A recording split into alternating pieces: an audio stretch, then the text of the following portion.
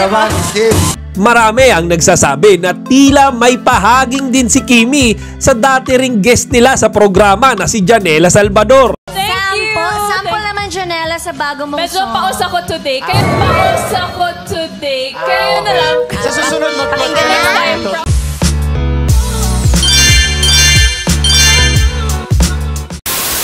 Magandang araw mga kachika! Rigel po ulit ang inyong Chika Patrol. Bago tayo magsimula mga kachika, inaanyayahan ko muna kayong mag-subscribe dito sa ating munting channel para palagi kayong updated sa mga latest at nagte-trending na mga showbiz balita. Usap-usapan ngayon sa social media mga kachika, itong ang latest episode ng It's Showtime kung saan nag-guest si KD Estrada at Alexia Ilacan o in short, KD Lex. Ngayon mga kachika, dito sa pangyayaring ito, marami ang nagsasabi na tila may pahaging din si Kimi sa dati ring guest nila sa programa na si Janela Salvador.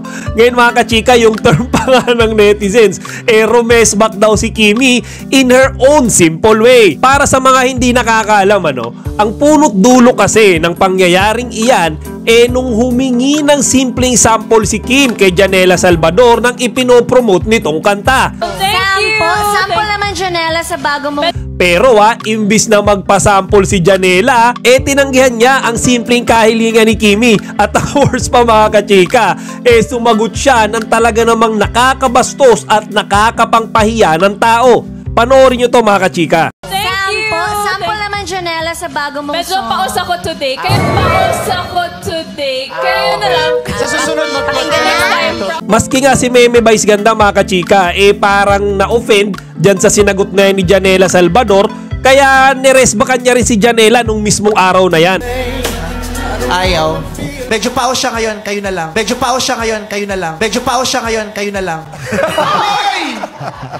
Okay, sige. Si ano na lang. Si ano. At kahapon nga sa episode ng It's Showtime, merong sinabi si Kim na tila ba patama sa ginawang pambabasto sa kanya ni Janela Salvador. Panoorin nyo to mga kachika. Siyempre, Ayan. OPM president. Alexa, pwede ka ba mag-sample? Mag-sample. Bago mong single. naman, Kim. naman, Kim.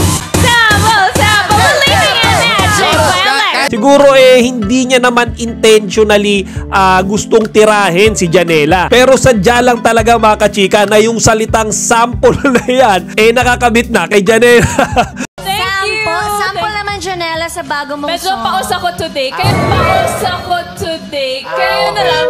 Kasi mga chika, siya naman talaga yung nagsimula nung alam niyo pambabastos na yan kay Kimi sa simulat sa pool pa lamang. Pero sa kabilang banda mga kachika, humingi na naman ng dispensa si Janela Salvador sa pamamagitan ng pagpo-post niya sa kanyang social media account. So siguro hindi niya naman talaga sinasadya na alam nyo ma-offend si Kim or yung ibang It's Showtime host. Pero mga kachika, yung moment na humingi siya ng paumanhin o dispensa, ibig sabihin aware siya na meron siyang nagawang pagkakamali. Kayo mga kachika, sa tingin nyo, yung sinabi ba ni Kim na yan na sample may halong patama kay Janela Salvador? Hihintayin ko yung inyong mga opinion dito sa comment section para mapag-usapan natin.